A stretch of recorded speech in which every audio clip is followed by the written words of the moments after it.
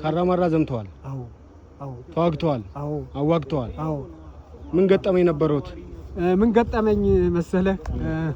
አንዳንዴ ቢሮክራሲ አስቸጋሪ ነበር። ጥይት ስንላቸው ኮቸሮ ስንላቸው ውሃ የተለያየ ፈተና ነበረ። አንድ ጊዜ ምን ሆነ መሰለህ? የ11 ቀን ውጊያ እነዳለን ይዘን ሄድነው። ለ11 ቀን ነው።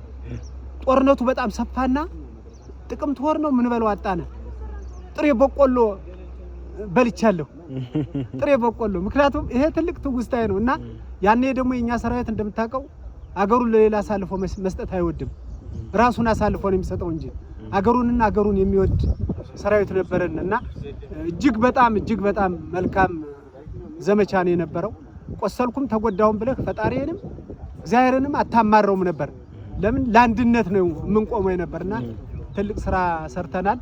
እኔ አይኔን ተጎድቼ አዲስ አበባ የሚገኘው የጦር ጉዳተኞች ማሰልጠኛ ጀግኖች አምባ ገብቼ ሙያ ሰልጥኜ በአማራ ክልል ዋና አሰልጣኙና የህደ ጥበብ አሰልጣኙ ጎንደር ከተማ ነው የምገኘው። አሁን ጥሩ ኑሮ ነው የምኖረው።